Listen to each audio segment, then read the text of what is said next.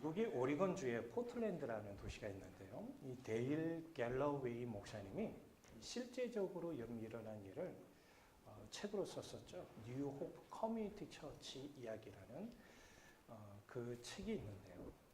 이 책에서 이 교회 다니는 테디라는 한 아이를 소개해 줍니다. 이 아이는 왕따 당하는 아이였습니다. 항상 멍한 얼굴로 있어요.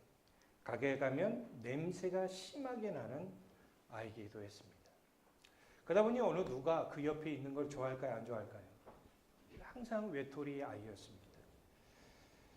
어느 누구도 그 옆에 가는 걸 좋아하지 않았고 항상 외로웠어요. 학교에서 시험을 보면 굳이 채점을 주지 않아도 빵점.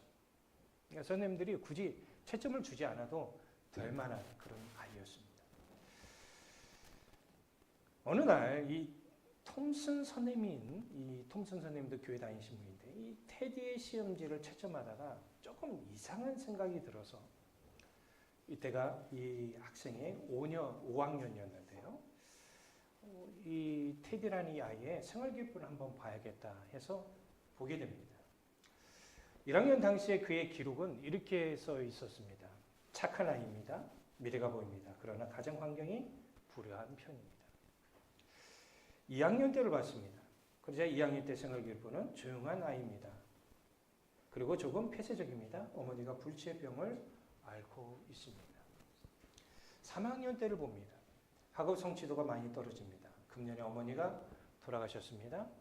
아버지는 아이에 대해서 무관심합니다. 4학년 때 생활기록부 보니까 미래가 보이지 않습니다.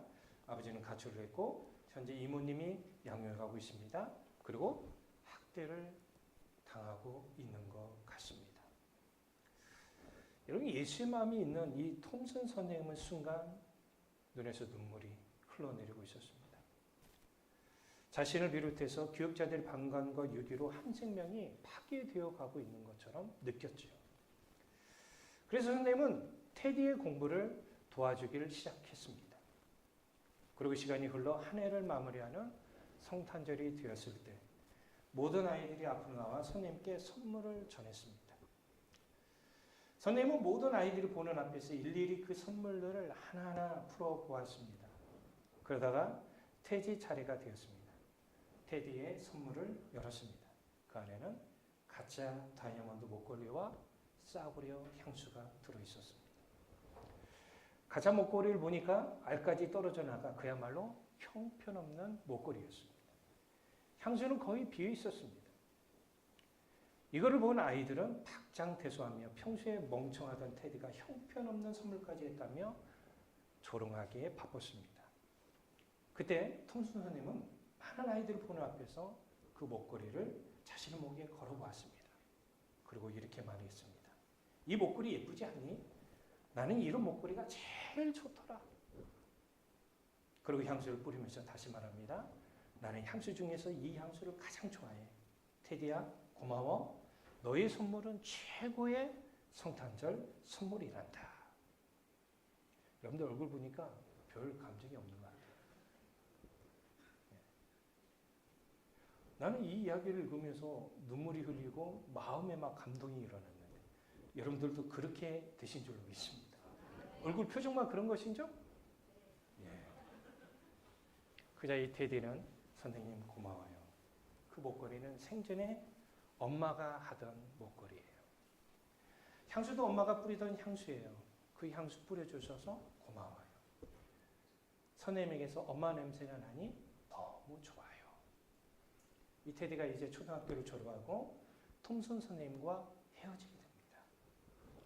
점점 이 톰슨 선생님의 생각 속에 이 테디 어린이가 잊혀져 가고 있을 때 한 6, 7년 정도가 지난 다음 이 톰슨 선생님에게 한 통의 편지가 도착을 했습니다. 사랑하는 톰슨 선생님, 고등학교 졸업식 소식을 선생님께 가장 먼저 알고 싶었어요. 저 반에서 2등으로 졸업했어요. 그리고 4년 뒤에 한 통의 또 편지가 이 톰슨 선생님에게 왔습니다. 사랑하는 톰슨 선생님, 의대를 졸업하고 의사가 되었어요. 멋지죠? 이제 저 결혼합니다. 제 어머니가 일찍 돌아가시는 건 알고 계시죠?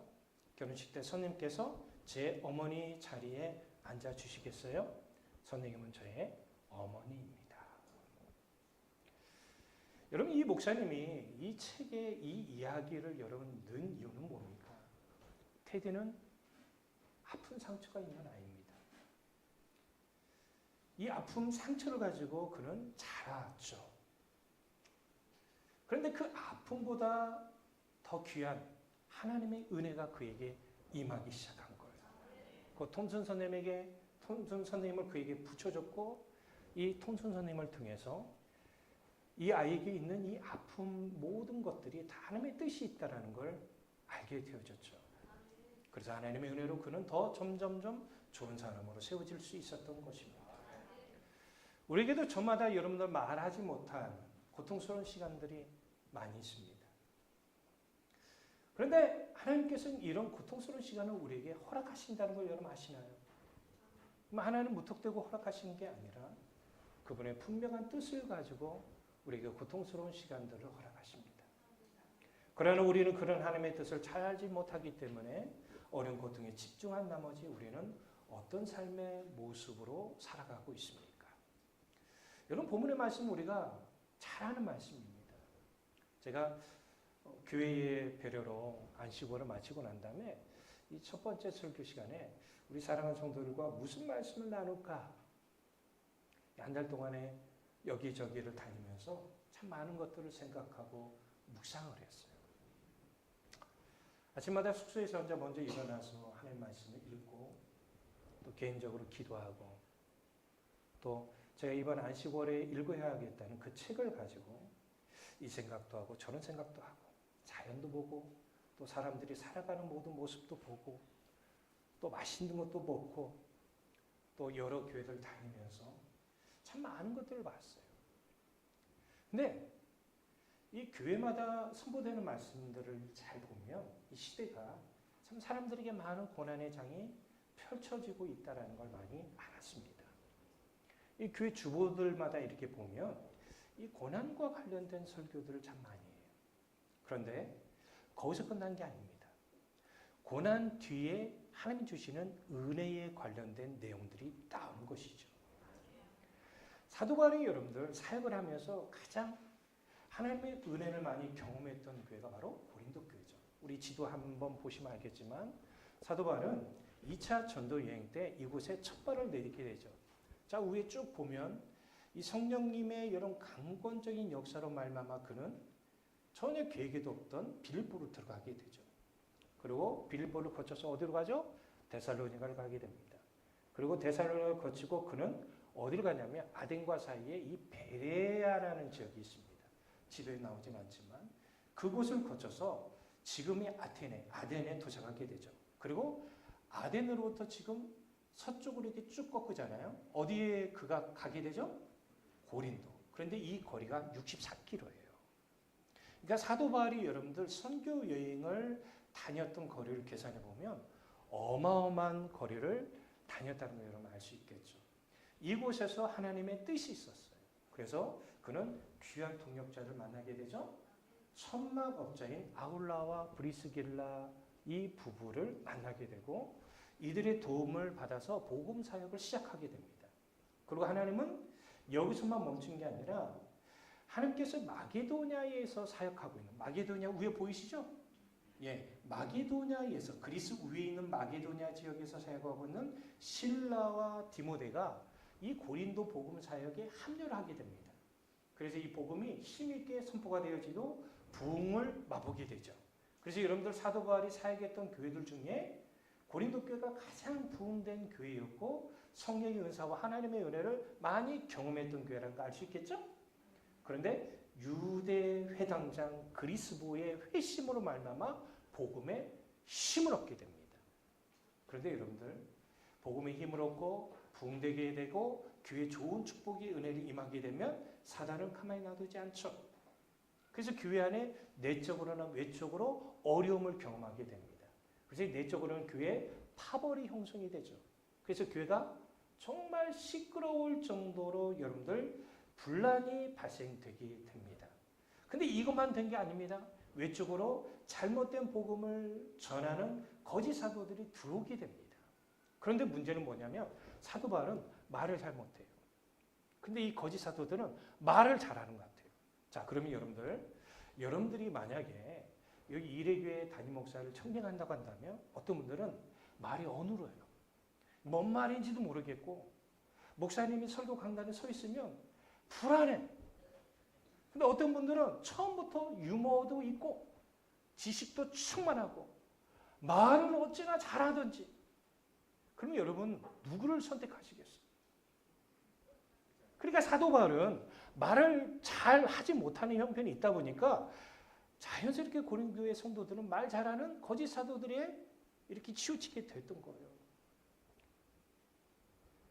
그런데요, 이 일은 이 고린도 교회만의 문제가 아니라 갈라디아 교회 안에서도 있었죠. 갈라디아 4장 17절 볼까요? 그들이 너희에게 대하여 열심을 내는 것은 좋은 뜻이 아니요 오직 너희를 이간시켜 너희로 그들 안에 대하여 열심을 내게 하려 합니다. 그러니까 교회가 하나님 뜻 가운데 하나님의 은혜로 이렇게 세워지면 좋은데 그렇지 않다라는 거예요. 사실 여러분들 우리나라는 비교적 교회들이 참 많습니다. 여러분들 오늘 예배 끝나고 집에 가는 길만 봐도 교회가 여러 개 고개만 들려도 여러분 보이게 되죠. 그런데 여기 존재하는 교회 중에 편안하게 쉽게 교회가 세워져 간 교회는 한 개 교회도 없습니다. 지난주에 정수기 청소하기 위해서 한 사람이 올라오게 돼요. 그런데 그분이 다른 분하고 좀 달랐어요. 목사님, 이 교회는 어디 교단에 속해 있습니까? 여러분, 정수기를 청소하러 오신 분이 어느 교단에 속해 있다는 거 보니까 이분은 교회 다니신 것 같더라고요. 교단을 물어보신 분들은 거의 없으니까. 그래서 어느 교단 다니세요? 라고 했더니 목사입니다. 그러더라고요. 그러면서 이 목사님이 첨단에 개척을 해서 코로나 때 지금 사역을 하고 있는데 교회가 그도 하나님의 교회가 유지되기 위하여 자기가 이 일을 통해서 교회를 섬기고 있다라고 얘기하더라고요. 제가 이 말씀을 드린 건 뭐냐면 어느 교회든 편하게 쉽게 세워진 교회는 한 교회도 없다라는 것이죠. 아멘이시죠? 그러면 사도 바울은 교회를 가만히 놔두면 이 잘못된 이 복음을 전한 자들로 인하여 교회가 더 무너질 수밖에 없어요. 그래서 이 사람들이 자꾸 사도 바울의 사도권에 대해서 공격하고 사도 바울의 약한 면을 가지고 막 하려고 하니까 이때 우리들의 인간의 본성은 뭐죠? 자기의 강점을 자랑하지 않겠어요? 그런데 사도 바울은 자기의 약한 점을 자랑하려고 해요. 그런데 이런 고백까지도 합니다. 고린도후서 11장 16절 볼까요? 내가 다시 말하노니 누구든지 나를 어리석은 자로 여기지 말라. 만일 그러하라도 내가 조금 자랑할 수 있도록 어리석은 자로 받으라. 자신이 조금의 자랑할 테니까 그것도 어리석은 자로 여겨달라는 거예요. 그러면서 그가 잘하는 게 뭔지 아십니까? 고린도후서 11장 23절에서 33절에 보면 자기가 당한 고난에 대해서 자랑을 해요. 옥에 수도 없이 갇히고 매도 수도 없이 맞고 생명이 왔다 갔다 하는 여러 가지 위험과 잠을 자지 못하는 것과 줄이고 목마르고 춥고 헐받는 고난, 그리고 날마다 그를 억눌리는 교회에 대한 염려가 있다는 사실, 그리고 다메섹에서 바울을 잡으려고 왕의 고관들이 성을 지킬 때 광주리 속에 숨어 있다가 도망하는 수치스러운 이 이야기든 여러 가지 이야기들을 얘기합니다.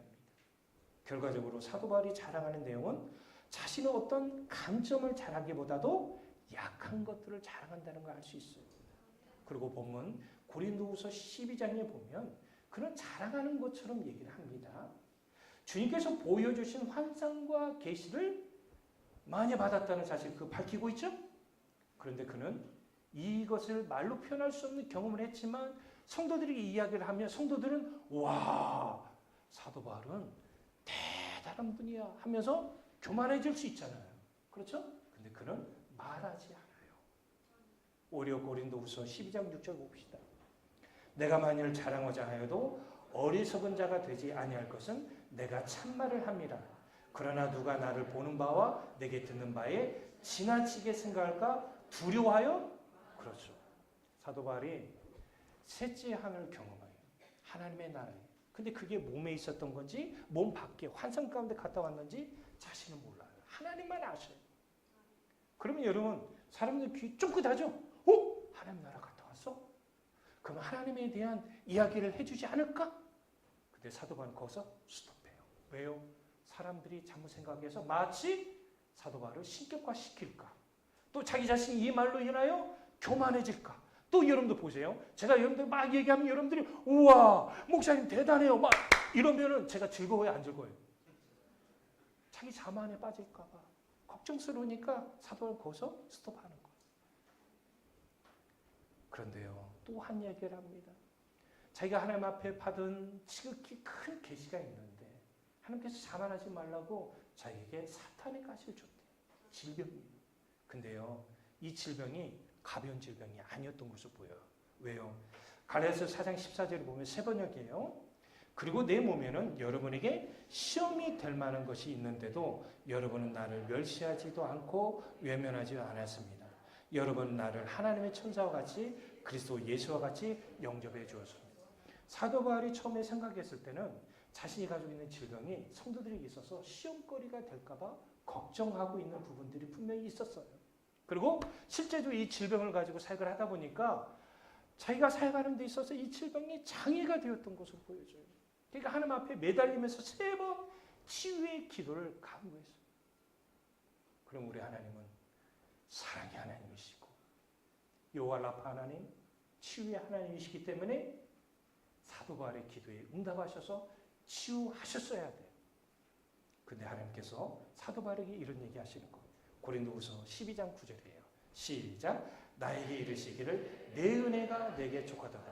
이는 내 능력이 약한 데서 온전해짐이라 하신지라. 그러므로 도리어 크게 기뻐함으로 나의 여러 약한 것들에 대하여 자랑하니니 이는 그리스도의 능력이 내게 머물게 하려 함이라. 아멘.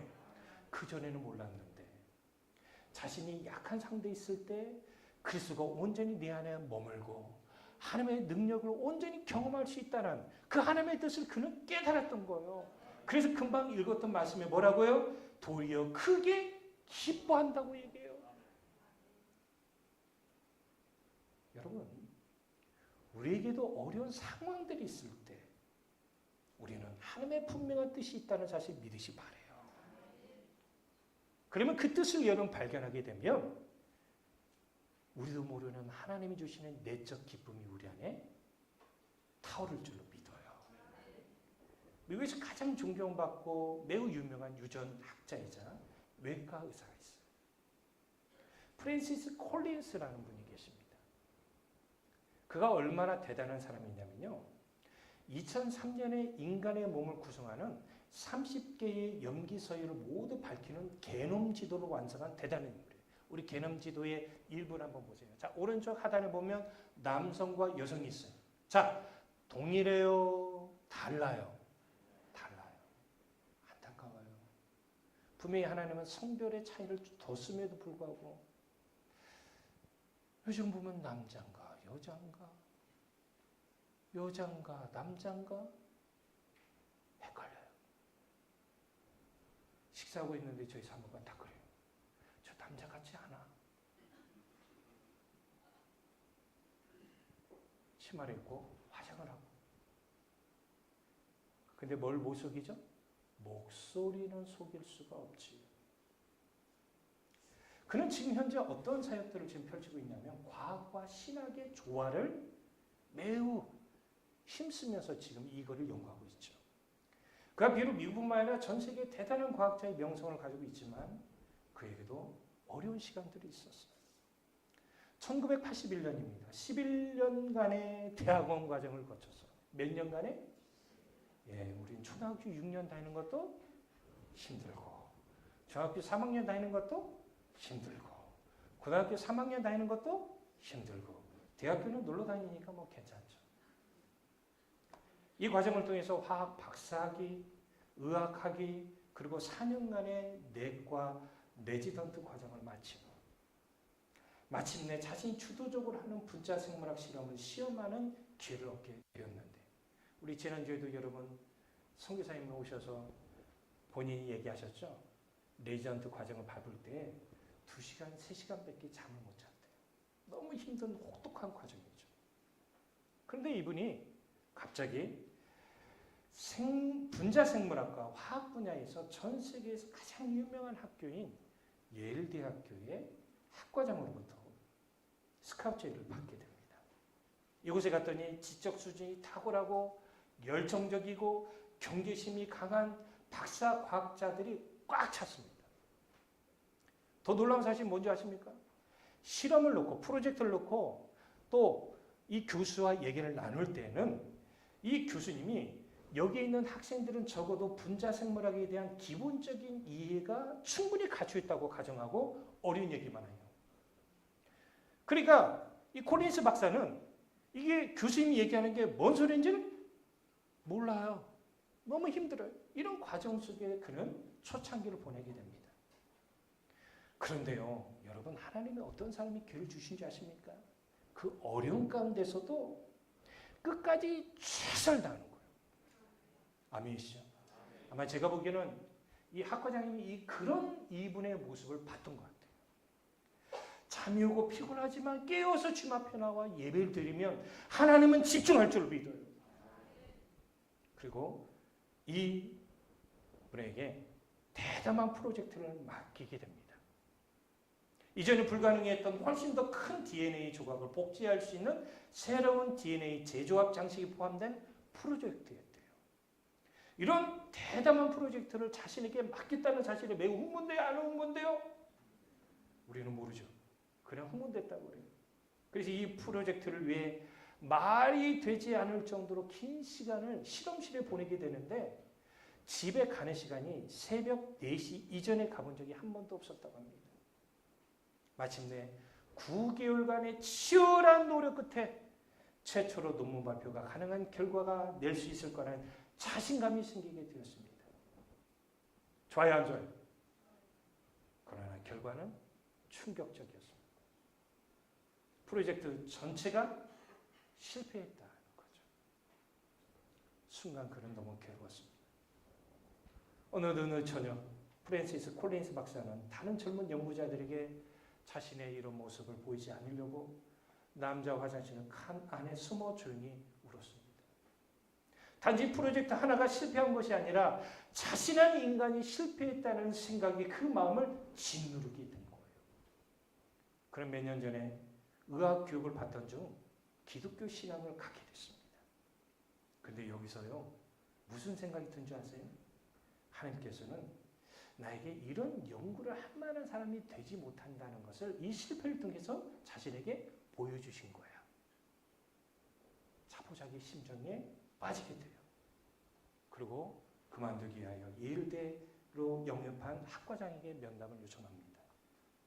그래서 이 학과장은 뭐라고 얘기하냐면 자신이 실패한 프로젝트 이야기를 하면서 그것을 통해서 지금 이 자리에 이루어져 있는 과학자가 됐다는 이야기를 들려준 거예요. 근데 이게 위로가 돼야 안 돼요? 위로가 되지 않았습니다. 그래서 자신에게 가까이 있는 목사님을 찾아가게 됩니다. 근데 이 목사님은 나사, 미국 한국우주국에서 엔지니어로 일했던 분이었어요. 하나님의 소명을 받고 지금 목회의 일을 하고 있지만, 근데 이 목사님이 모세로부터 사도 바울까지 성경의 전체를 다 이렇게 이야기하면서 이 사람들이 실패를 했지만 끝까지 인내했던 신앙의 영웅들의 수많은 이야기를 들려주더랍니다. 이후에 그는 마음을 다시금 추스리고자 하나님의 말씀을 펴서 읽고 묵상하기 시작을 했습니다. 그런 도중 놀랍게도 하나님께서 현재 자신의 상황에 딱 들어맞는 구절을 보게 하시고 그 말씀을 통해 다시금 일어날 수 있는 힘을 주시더래요. 잠언서 24장 16절이에요. 대적 의인은 7번 넘어질지라도 다시 일어나려니와 악인은 지향으로 말미암아 없던지리라. 이 말씀을 인하여 현재 자신이 닥친 다절로부터 이겨낼 수 있는 희망이 있었고, 이런 시비를 통해서 하나님께서 자신을 이길 것이라는 분명한 뜻을 발견하게 된 거예요. 그 안에 기쁨이 있었어요. 그래서 그 이후로부터 열심을 다하게 돼서 결국은 게놈 지도를 완성할 수 있었고, 미국 역사상 2009년부터 2021년까지 오바마 대통령, 트럼프 대통령, 바이든 대통령 이 세 정부 12년 동안 미국의 국립보건원장을 역임할 수 있었던 거예요. 사랑하고 존귀한 성도님들, 우리 모두는 현재 믿음 안에 거하는 삶을 살아가고 있습니다. 믿음 안에 거하지 않는다고 한다면 여러분 이 시간에 이 자리에 나와서 예배드리지 않았을 거예요. 우리나라는 코로나부터 시작된 어려운 상황, 그리고 대통령의 계엄령으로 인한 나라의 분열과 더불어 어려운 경제적인 상황으로 말미암아 우리에게 어려운 시간들이 펼쳐져 있습니다. 그리고 전 세계가 여러 가지로 혼란한 상황 속에서 어려운 시간들을 보내고 있습니다. 지난주에 제가 어떤 목사님을 만나 교제 시간을 가졌습니다. 그 목사님은 이 지역, 우리 광주광역시의 1760여 개 교회와 43만 성도들 섬기고 있는 광주광역시 기독교 교단협의회에서 오랜 동안 중요한 직책을 감당한 분이었어요. 그런데 이분이 많은 교회들을 다니고 또 이 광주를 대변하는 역할을 하면서 상당수의 교회들을 보니까 여전히 코로나 여파에서 아직도 벗어나지 못하는 교회들을 많이 보게 된 거예요. 이처럼 우리 교회적으로 보면 여러 가지 어려운 현실이 분명히 있습니다. 그러면 우리는 어떤 생각을 해야 할까요? 야, 이런 어려운 현실이 있기 때문에 목회 그만둬야 돼. 교회 폐쇄해야 돼. 아니에요. 이런 어려운 상황에 하나님의 분명한 뜻이 있다는 생각을 해야죠. 어떻게 해야 돼요? 로마서 12장 2절에 보면 사도 바울은 우리에게 이런 권면을 합니다. 너희는 이 세대를 본받지 말고 오직 마음을 새롭게 함으로 변화를 받아 하나님의 선하시고 기뻐하시고 온전한 주의 뜻이 무엇인지 분별하도록 하라. 저는 이 사도 바울의 이 말 끝에 이 말을 넣고 싶더라고요. 설교 준비하면서. 그리하면 너에게 기쁨이 충만하리라. 그러면 우리는 어떻게 해야 돼요? 마음을 새롭게 해야 돼요. 어려운 상황이 있기 때문에 우리가 마음을 새롭게 하는 작업을 해야 돼요. 아, 그래. 어제는 여러분 어려운 상황으로 인하여 남편과 싸웠어요. 아내와 싸웠어요. 주변에 있는 사람과 부딪혔어요. 근데 오늘은 아침에 일어나서 말씀을 읽고 난 다음에 그래. 오늘 주신 말씀 가지고 마음을 새롭게 해야 돼요. 여러분 그러면 성령님은 우리 안에서 변화를 일으켜 주실 줄로 믿어요. 그러면 성령은 분명히 우리가 하나님의 선하시고 기뻐하시고 온전한 주의 뜻이 무엇인지 분별하게 하실 거예요. 그러면 우리 안에 뭐요? 기쁨이 충만하리라. 그러면 우리가 어려운 상황 속에서도 기쁨을 누리는 신앙의 삶을 살아가게 될 줄로 믿습니다. 오늘 이 말씀 가운데서 끝까지 어려운 환경이 펼쳐져 있어도 그 하나님의 뜻이 분명히 있다는 사실 믿고 또 주님을 의지하면서 끝까지 인내하며 기쁨으로 충만한 삶을 살아가는 여러분 되시길 주 예수 그리스도의 이름을 축복합니다.